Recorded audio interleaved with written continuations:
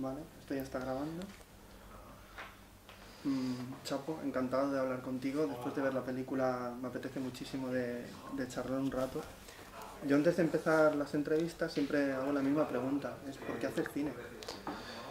En realidad nunca nos hemos planteado hacer cine como tal. O sea, nace de la necesidad de explicar una historia, o de historias, ¿no? En este caso, Ciudad Morta como ejemplo, para denunciar un caso flagrante de injusticia que conocíamos desde hace tiempo, pero no es un caso que utilizamos para hacer una película, sino que el medio para denunciarlo era la película. O sea, nunca nos planteamos hacer una película de antemano, ¿no?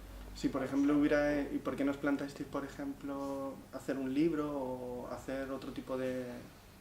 ¿Por qué cine, por ejemplo? Bueno, porque en ese momento Xavi y yo estábamos en un momento en el que estamos experimentando con el vídeo, o sea, en movimientos videoactivistas de Barcelona, en guerrilla de la comunicación, en ese tipo de, bueno, de plataformas de denuncia que van más allá de la calle, ¿no? Y que intentan pues, salir de los círculos convencionales, ¿no? Del activismo, ¿no? Y ir un poco más allá. Entonces el vídeo nos pareció una buena forma de atacar este caso. ¿Y por qué juntos? ¿Cómo os conocéis? Bueno, con Xavi nos conocemos en el 15M de la Plaza Cataluña. Veníamos ya de algunas experiencias. Él estaba haciendo un largometraje, el No Res, se llama. Sí, lo tengo en casa, me la acaban de recibir. Pues este es un largometraje que hizo Xavi y yo estuve colaborando con otros colectivos de Barcelona a nivel de vídeo, ¿no? O sea, de documentar alguna comisión de derechos humanos en México y otras historias, ¿no? con vídeo. Nos conocimos en Plaza Cataluña y formamos un grupo con mucha más gente que formaba la comisión audiovisual del 15M, y ahí empezamos a trabajar juntos, ¿no? Y nos especializamos un poco en temas de represión policial. Una de las cosas que más me impresiona de la película es la estructura. La manera que tiene de empezar... No, es que La manera que tiene de empezar, que es como un prólogo, después hay como 9 capítulos y después un epílogo. Son como los 10 mandamientos, ¿no? ¿Fue difícil encontrar ese dispositivo para hablar de ese caso? Bueno, sí, la verdad es que dimos muchas vueltas a la estructura de la película y sí que los capítulos surgieron por necesidad de contar varias historias que se daban alrededor del caso del 4F, ¿no? O sea, no queríamos hablar de solo de un caso, de un hecho, de un suceso, ¿no? Que era el que un policía se había quedado tetrapléjico porque le cayó una maceta en la cabeza, sino que queríamos tocar todos los temas que a nosotros nos parecían importantes alrededor de la actitud de la institución, digamos, en este caso de la policía, de la jueza, de los políticos, y por eso la necesidad de hacer esos capítulos, ¿no? Un capítulo que a veces es de racismo, otro que a veces de estigma, ¿no? Otro de venganza, ¿no? Entonces necesitábamos como todo eso sin romper lo que era la historia cronológicamente, ¿no? O sea, queríamos explicar la historia tal como nos la había venido hasta nosotros. Nosotros conocíamos parte de la historia antes de empezar el documental, pero no conocíamos toda la historia. En el momento que empezamos a investigar nos damos cuenta de que es muy compleja y de ahí empezamos a experimentar un poco con la narración. Es decir, oralmente le explicamos a amigos, por ejemplo, pues, la historia al revés, al principio, empezando por el caso de Yuri y terminando por Patri, empezando por Patri y acabando por los otros chicos, y un poco al final la conclusión fue que debe ser una historia cronológica, ¿no? De cómo habían sucedido los hechos. Por eso también, a la vez que hay capítulos, ¿no? Por temáticas, también es cronológica, ¿no? Aparece el primero el 2006, ¿no? En los sucesos de Sant Pere Més Baix, después el 2008 con los juicios, luego el 2012 con la salida de Rodri, ¿no? Y todo es un poco con esa cronología. A mí, a nivel de montaje, es muy clásico. Parece una película de Hollywood de los años 30. Porque empieza un momento que dice alguien, Rodrigo habla de Patri, se pasa a hablar de Patri. Después de Patri sale la madre de Rodrigo hablando de tortura y se pasa a hablar de tortura, ¿no? En ese sentido es como, parece una película de Howard Hawks, que va pasando de un tema a otro según los personajes van hablando, ¿no? Sí, ese fue una cuestión muy delicada, porque sí que al principio intentamos que los personajes lo explicasen todo, ¿no? Pero en un segundo o tercer montaje de la película nos dimos cuenta de que personajes hablando de cosas que no habían vivido, o sea, es decir, hablando de terceros, ¿no? O sea, es decir, la madre de Rodrigo, por ejemplo, hablando de qué hacía su hijo esa noche allí, pues no tenía mucho valor ni periodístico, ni al final, como espectador, nos sentíamos metidos en la película, ¿no? Entonces, al final decidimos, además por una cuestión de tiempo también, decidimos reducir todo lo que era información técnica del caso a carteles, con un poco de miedo, porque claro, o sea, la cantidad de carteles que aparecen en la película es impresionante, pero al final uno tampoco se da cuenta, ¿no?, de que te está llegando mucha información en texto. Y entonces dejar espacio a los personajes para hablar de su vivencia personal, de cómo habían vivido la historia, ¿no? Y sí que, bueno, esas entrevistas, cada una de esas entrevistas, que hubo como unas 25, son muy largas, tienen quizás 1 hora y media cada una, y ahí es donde intentamos hilar de esta manera la historia, ¿no? Es decir, que a partir de las vivencias personales de cada uno nos fuesen llevando cada personaje a un tema y cada tema a un personaje, y así ir construyendo toda la historia. Sí, parece como una comedia. En el montaje parece como una comedia, que va pasando de un personaje a otro y del tema a otro. A mí otra de las cosas que me gusta mucho son los apuntes de personas exteriores, ¿no? Por ejemplo, el periodista de La Vanguardia, que todo lo que dice es como da otra vuelta al tema, como Manuel Delgado, todo lo que dice, y después el de los abogados, ¿no?, que está hablando de todo el caso y tal. O sea, empieza a girar, ¿no? O sea, ves que hay una línea en la película, pero es lo que comentabas tú, que es todo tan complejo que voy a hablarte de esto. Después volvemos al tema. Voy a hablar del blog de Patricia. O sea, hay muchas islas, pero lográis tener esa dinámica. Y yo creo que eso es muy complicado. Y además una película de 2 horas. Sí, bueno, fue... Que acaba y tienes ganas de seguir escuchando más cosas del tema. Ya. Sí, era un poco, la intención era, bueno, pues esas 2 horas que al principio el primer corte igual eran 4, ¿no? Y que tuvimos que ir rebajando hasta llegar a estas 2 horas que son digeribles, ¿no? Porque creíamos que también que más de 2 horas, ya hubo quien nos dijo que 2 horas no iba a ser una película que tuviese gran recorrido, ¿no? Pues ni en festivales ni en televisión. Ni idea, ni idea. Yo cuando alguien dice eso, yo creo que se equivoca tanto. Claro, también podíamos habernos equivocado nosotros y hacer un tostón de película, ¿no? La idea era hacer, como tú dices, pues algo que, bueno, pues que es una historia te fuese llevando a la otra, y intentar, lo que tú dices, también reflexionar sobre lo que estábamos viendo, sino no darte solo información, sino de vez en cuando hacer reflexiones. También muy importante para nosotros durante el montaje final fue el tema de los respiros, de dejar respirar la película, primero con la música, es decir, con la banda sonora que va tejiendo como una nube de sentimientos, ¿no? de tensión, luego te libera, ¿no? Y también con los respiros, digamos, más poéticos, con la poesía de Patri, pero también con la poesía de las imágenes de Barcelona. Esos momentos que te permiten reflexionar, que te permiten ir digiriendo todo eso que has visto, que es muy duro, ¿no? Que es mucha información, y creíamos esos momentos, ¿no? Que están como distribuidos más o menos cada cierto tiempo, ¿no? Durante la película, te permitía como respirar, ¿no? Y tomar aire para volver otra vez a empezar con la información. A mí me gustó mucho una frase que dice Patricio Guzmán, que dice que el documentalista tiene que llegar donde no llega el periodista. Toda esta labor, ¿no creéis que la tenía que haber hecho el periodismo de aquí, sí, de España? No conocía esa frase, pero... Es que hice un seminario con él, sí. Y bueno, cada día era para grabarlo entero al señor este. Yo creo que no, yo creo que el periodismo de investigación riguroso debería llegar hasta aquí y más lejos, y más allá. Lo que pasa es que hace tiempo que en este país no existe el periodismo de investigación, o no existe en los grandes medios, ¿no? Es algo que se ha dejado de lado. Yo creo que se ha apostado por un periodismo de fast food, ¿no? De digestión rápida, ¿no? Y de coge esta noticia allí, este hecho de allá, tal. O sea, es como un poco la pornografía del periodismo, ¿no? Y se ha olvidado la otra parte, que es la de la investigación y coger un tema en profundidad y tratarlo hasta el final. Eso, excepto en algunos medios como La Directa, ¿no? Que nos han ayudado, bueno, que es quien ha llevado la investigación de este caso desde el primer día, y otros pocos medios alternativos. En los grandes medios se ha perdido totalmente. ¿Hacéis primero la película, después se graba lo del cine de Vía Laietana? ¿Cómo funciona esto? La película que se ve en el cine es la película que nosotros estamos viendo. Claro. Ese juego que tenéis, pero eso se grabó primero y después se incluyó en la película. Bueno, en la primera película no había la intención de, digamos, de mostrar esa ocupación porque no estaba previsto.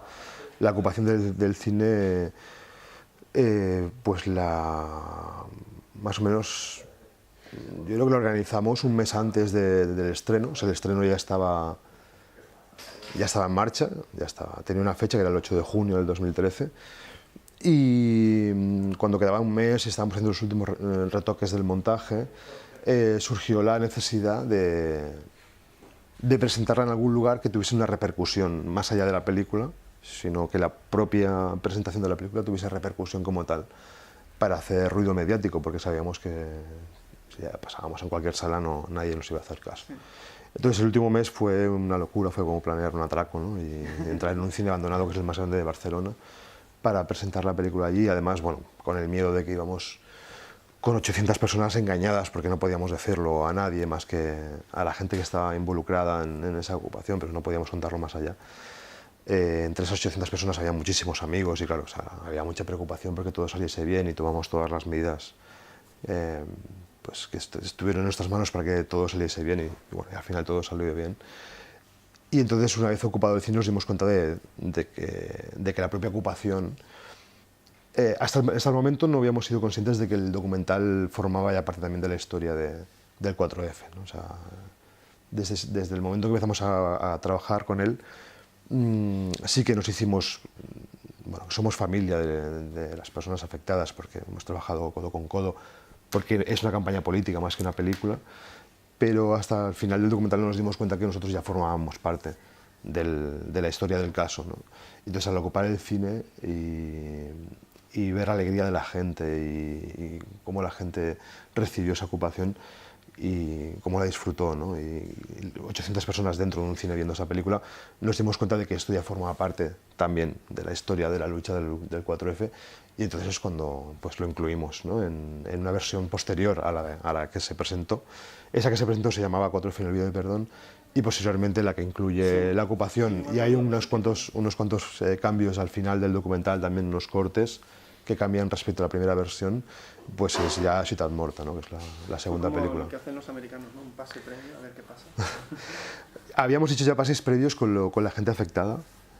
¿Y qué opinan la primera vez que ven la historia? Bueno, la verdad es que fue muy difícil porque son grupos que lo han pasado muy mal, porque es una historia muy dura, y que ha habido mucha gente que se ha acercado durante todos estos años a intentar ayudar. Y hay gente que ha ayudado y hay gente que se ha paseado por allí y no ha hecho más que molestar. Entonces, también hay cierta desconfianza con alguien que viene de fuera y te dice, pues yo voy a hacer una película de esto, ¿no? O sea, evidentemente, además, una película es algo muy serio, ¿no? que queda para la posteridad. Entonces, bueno, pues hubo cierta desconfianza. Entonces, nosotros quisimos también romper esa desconfianza trabajando con el proyecto de manera abierta. O sea, la gente que estuvo involucrada en los grupos de apoyo del 4F, en todo momento supo lo que estábamos haciendo. Sí que hubo momentos que, como teníamos presupuesto y teníamos que trabajar en otras cosas, los tiempos se dilataron demasiado y hubo también ciertas desconfianzas con el si íbamos a poder acabar la película o no, y eso creó tensiones. Y entonces al final lo que hicimos fue un pase privado para la mayor parte de gente de los grupos de afectados, y vino quien quiso, y fue un poco duro porque, claro, o sea, no habían visto nada acabado hasta ese momento. Y nosotros ahora creemos que les gustó mucho, pero hubo muchas críticas ese día, ¿no? ¿De qué tipo, por ejemplo? Porque me parece interesante. Más que críticas, en realidad eran detalles de hay que poner el nombre de Patri en ese poema, o hay que decir, o sea, o hay que subtitular esta parte. Eran cuestiones insignificantes, no se metían ni con el montaje. Creo que yo lo que quiero es que les chocó mucho el montaje y verse reflejadas en una historia que quizás nunca se habían parado a pensar que era tan compleja, ¿no? O que se podía mostrar de esa forma, ¿no? Claro, o sea, el documental no deja de ser una visión nuestra del asunto y no es boletín oficial del Estado, ¿no? O sea, es una película, ¿no? Pero la película es a la vez, a mí hay momentos que parece una peli de terror, completamente, siniestra. Además la música es como muy expresionista. ¿Sabes? Como hay esos parones, en esos textos que están como desdibujados.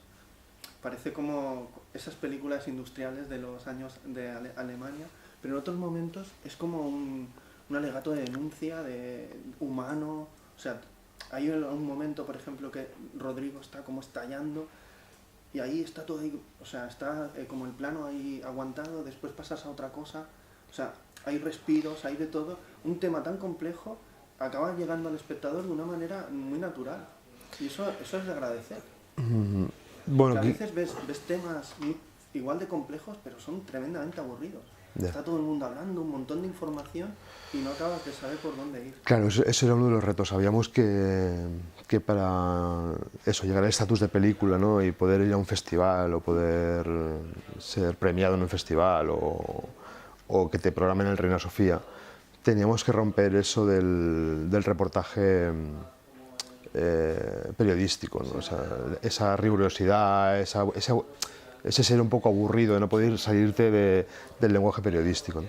Sí que eso fue muy consciente, ¿no? O sea, el romper eso. O sea, romper por un lado eso y luego también por el otro romper los códigos activistas a los que estamos acostumbrados nosotros dentro de los movimientos sociales.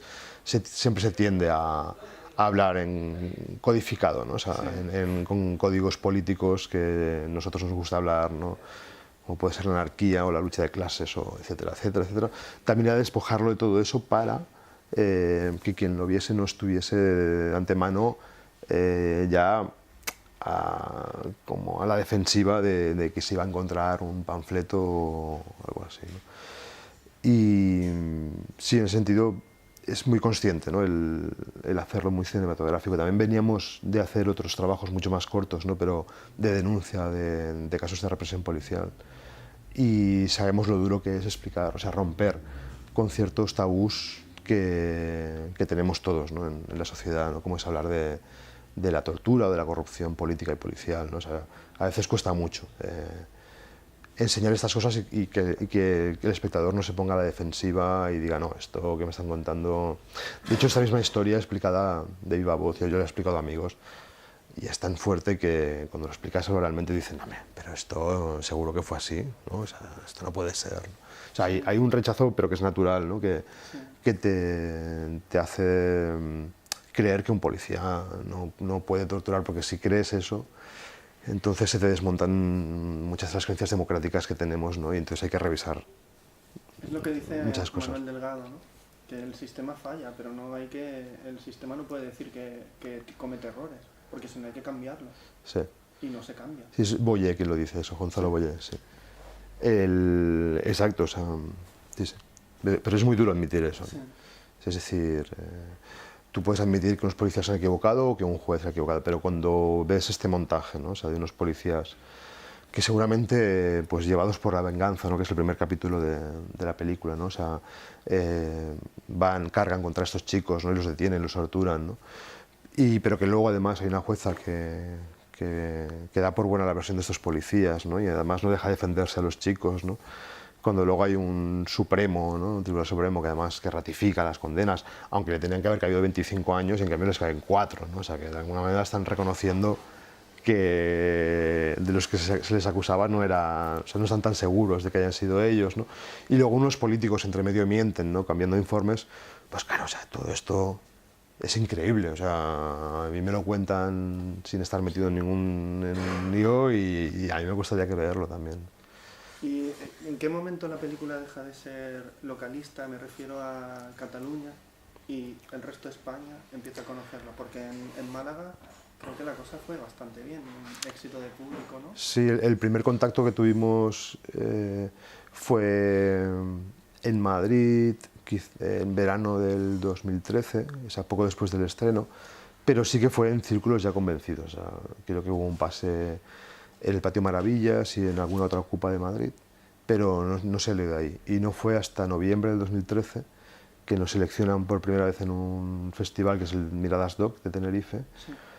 Donde tenemos una mención honorífica con mejor película. que ahí no experimentamos un público, digamos, virgen en lo que serían los movimientos sociales de Barcelona. Claro, ahí vamos con mucho miedo porque pensamos, bueno, vale, o sea, esto es una historia que nosotros ya sabemos que es así y tal, pero ahora vamos a mostrarlo de verdad a gente que no tiene ni idea de que esta cosa ha ocurrido nunca, además que están muy lejos de Barcelona, que tampoco conocen el contexto en el que pasó todo esto, y la verdad es que la reacción fue aún mejor que en nuestro entorno, porque o sea, generaba rabia por dos sentidos. La rabia de conocer la historia de lo que había pasado, pero por otra parte también la rabia de no haberse enterado antes de que esto había sucedido. A mí me recuerda la película, aquel cine español que se hizo en los 70, antes de la censura, que tenía muchos problemas para estrenarse. Por ejemplo, Furtivos estuvo como 1 año y medio en un cajón porque hablaba de cosas como terribles, y hay como una rabia contenida en toda la película, pero no se deja en ningún momento de hablar de cine. Y eso a mí es lo que más me encanta de la película, ¿no? Porque es muy política, pero no es pesada ni aburrida, sino tiene una fuerza cinematográfica brutal. Y creo que el título de 4F, Ni Oblit ni Perdó, Sí. Ciutat Morta, es más impactante. Sí, pero... No sabes realmente de qué te vas a enfrentar, ¿no? ¿Qué es eso de la Ciutat Morta, ¿no? Ya, claro, sí, o sea, la verdad es que la primera versión es una versión militante, ¿no? O sea, es la versión donde no habíamos ocupado el cine aún y no sabíamos ni cómo iba a funcionar. Y Ciutat Morta sí que es un título que ya tenemos pensado de antemano, que hace referencia a una poesía de Patricia, ¿no? De cómo describe la ciudad de ella, pero que por otra parte nos reservábamos porque sabíamos que al principio íbamos a tener que pasar la película muchas veces porque había una demanda de nuestro entorno más cercano, ¿no? O sea, de los colectivos políticos que nos iban a demandar que pusiésemos la película. Además, ese era el compromiso que habíamos adquirido con todo el mundo que nos había ayudado, que era pasarla allí donde se quisiese que la pasásemos, no y gratis. Pero sabíamos que si queríamos tener un recorrido en festivales, no podíamos utilizar el mismo nombre porque hoy en día en Internet pues, iban a encontrar que se había pasado en el Casal de no sé qué, en la biblioteca no sé cuántos. Entonces un poco nos reservamos el nombre de Ciutat Morta, además que es diferente porque tiene la parte de la ocupación del cine y todo, pero sí que nos reservamos con ese sentido, un nombre más poético y más de festival, ¿no? Y el otro era un nombre como mucho más de guerra, de pases en todos lados. Sí, porque uno de los logros de la película, yo como ves soy un entusiasta de la película.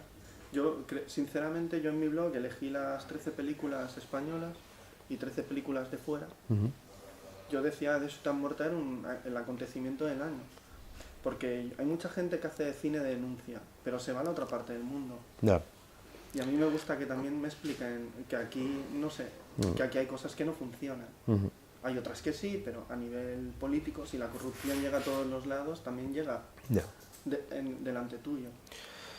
Sí. O sea, Bueno, no sé, a veces que es muy interesante, ¿no? Saber qué pasa en Latinoamérica, ¿no? Pero también me gusta que alguien de aquí hable de lo que pasa aquí.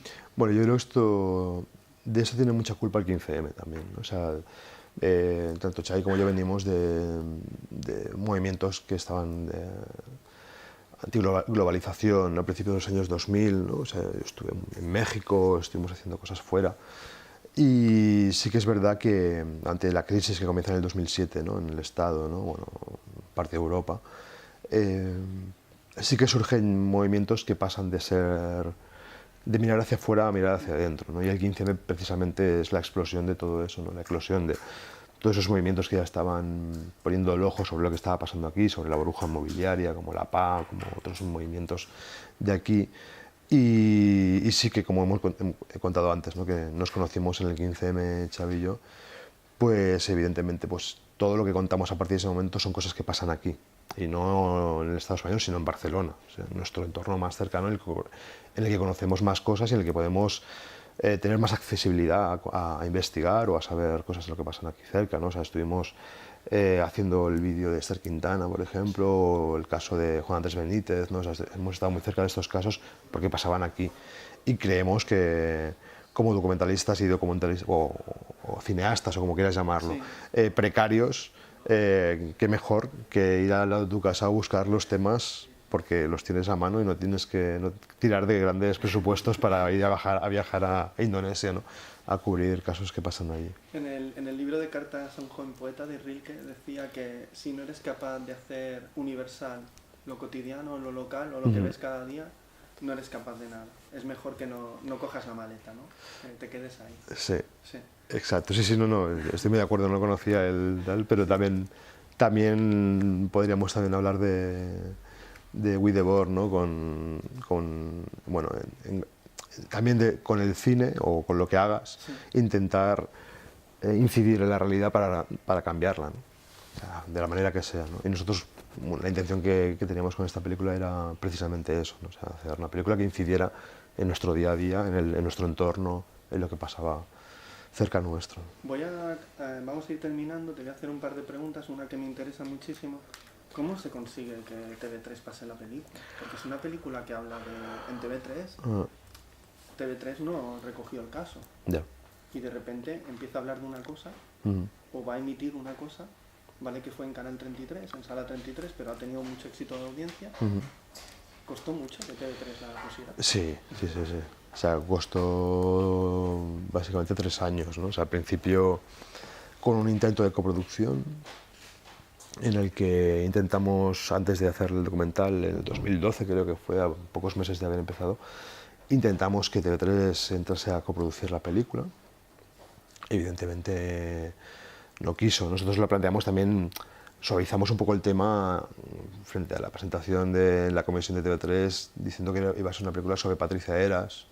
No nos mojábamos mucho en el resto, ¿no? O sea, íbamos como a enfocarlo más en el personaje de Patricia. La poeta. Parecía cineastas como Borao o Saura, que decían en furtivo, sí, es el ciervo del gobernador, pero no decían nada más, ¿no? Porque a ver si... Bueno, porque somos muy conscientes de que hay unos intereses creados, que en realidad no hay un malo que quiere hacerse con el control del mundo, porque hay mucha mediocridad por en medio. Pero sí que sabemos que hay ciertas manos que son capaces de mover hilos para que tú no puedas llegar a hacer algo, no que te prohíban hacerlo, sino simplemente pues que no te den la oportunidad de tener una subvención o tener un espacio en la cadena para poder emitir tu película, ¿no? Entonces, a partir de ahí, bueno, trabajamos sin ningún tipo de subvención, solo con 4.000 euros. Ahora está aquí. Estamos acabando ya. ¿Sigo? ¿Así cortas o bueno, o luego...? No, yo después lo cortaré. Vale. Pues iba por ahí. Bueno, entonces, bueno, nos olvidamos un poco de la subvención y de cualquier tipo de ayuda. También eso es verdad que no hemos cobrado un duro por hacer la película. Es más, hemos tenido bastantes pérdidas de horas de trabajo durante 1 año y medio, que han sido muchas, que no hemos cobrado. Pero también eso nos ha permitido hacer lo que nos ha dado la gana. O sea, tampoco podemos engañarnos, ¿no? O sea, igual si hubiese estado TV3 desde un principio ahí, quizás la película no estaríamos hablando de la misma película que... Sí, seguramente hubiera sido otra, ¿no? Seguramente, muy seguramente. O nosotros hubiésemos prescindido de la ayuda de TV3 en algún momento para poder hacer lo que nos diese la gana, no. O sea, no sabemos lo que hubiese pasado ahí, pero bueno, seguro que no hubiese sido lo mismo. Una vez acabada la película, sí que un responsable de TV3 estuvo en la ocupación del cine. Nos pidió una copia de la película. Es una persona que siempre ha estado muy interesada en que esta película se emitiese en TV3, es decir, desde TV3 siempre ha habido una negativa total a hablar de este caso, porque fueron responsables también del silencio mediático que ocurrió desde el 2006 y en el juicio del 2008, pero mucha gente, muchos trabajadores de TV3 siempre han estado detrás de que nosotros pudiésemos llegar a emitir la película, porque creían que era algo necesario. Y nunca se han creído eso de que sea un documental de parte, es decir, todos los documentales son de parte, o sea, no hay ningún documental que no sea de parte. Dios, ¿no? Sí. Es el único que no está de parte de nadie, ¿no? No lo sé, pero la verdad es que nos sorprende mucho. Entonces, claro, creo que es un error no estar de parte de algo. Hombre, es que hay que estar intentar ser objetivo, que me parece una idiotez eso. Hay que estarlo, ¿no? Siempre. Si no, no estar de parte de algo. Todo el mundo lo está. Todo el mundo, hasta las películas etiquetadas objetivas también están. Hasta el telediario es de parte. Claro, siempre. Total.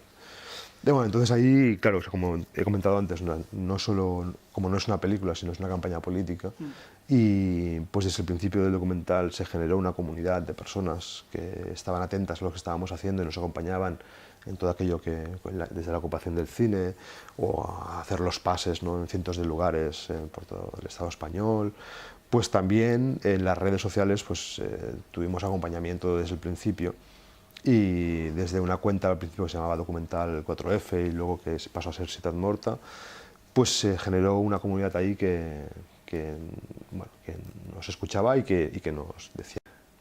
Ya está. Sí. Sí. Pues, ¿no? O sea, la atención que se le da a cualquier catalán que hace cualquier cosa por el mundo, ¿no? O sea, y que nosotros que ya habíamos ganado varios festivales y tal, que no se emitiese la película en la televisión pública, ¿no? Con el bajo coste que eso tiene para una televisión, que son los derechos de antena son unos 3.000 euros, ¿no? O sea, lo que hay que pagar por emitir una película, nos parecía un poco muy ridículo, tan ridículo que al final, o sea, se les hizo una bola. O sea, es decir, si ellos hubiesen pasado la película cuando la estrenamos, el impacto que hubiese tenido, ¿no?, mediático, hubiese sido casi nulo, ¿no? Ellos mismos generaron esta bola y esta necesidad del espectador de verla, ¿no? O sea, al final, después de un año y medio, ¿no?, de ir ganando premios y que TV3 no la emite, ganas otro premio, y TV3 no la emite, ganas otro premio, eso genera ¿qué está pasando aquí?, ¿no? Un querer saber de qué va esa película que TV3 no quiere emitir, evidentemente. O sea, ellos, TV3 es uno de los grandes logros, o sea, la audiencia es gracias a ellos también, por haberla mantenido tanto tiempo apartada de la parrilla. Sí, sin quererlo, sí, han creado un boom. Total. Y ahora, para acabar, a mí me gustaría que me dijeras si recuerdas alguna película o qué película cambió tu mirada como espectador. ¿Qué película? O una de ellas. Hostia. O una de ellas. Además, hace mucho tiempo. La primera vez que ves que el cine es otra cosa, que puede sí, ser un dispositivo para crear algo. Sí, quizás recuerdo así, además haberla visto. Bueno, yo recuerdo haber visto un montón de películas con 17, 18 años que no sabían qué películas eran, porque igual llegaba de beber unas cervezas con los amigos a la 1 de la madrugada a casa y ponía tele, y en la 2 estaban poniendo alguna película de la que no había oído hablar nunca, por supuesto, y de directores que no había oído hablar nunca. Y quizás sí que en esa época recuerdo El cielo sobre Berlín, por ejemplo. Claro, o sea, que de repente es con otro ritmo, con movidas que te atrapan, ¿no? O sea, que te hacen que no puedas apartar la mirada de la pantalla, ¿no? Además, bueno, sin publicidad y tal, ¿no? Bueno, entonces se pasa, pero sí, recuerdo esta y alguna de los hermanos Coen también, no sé, Sangre Fácil, quizás fue también de la misma época, ¿no? Que vas descubriendo que hay otro tipo de cine y de mirar las cosas que no es la típica de Hollywood. Pues Chapo Carlos, no sé cómo te prefieres. Chapo, sí, me llama todo el mundo. Muchas gracias por tu tiempo y espero que siga yendo bien con las películas y que todo vaya estupendamente. Intentaremos, a ver qué tal.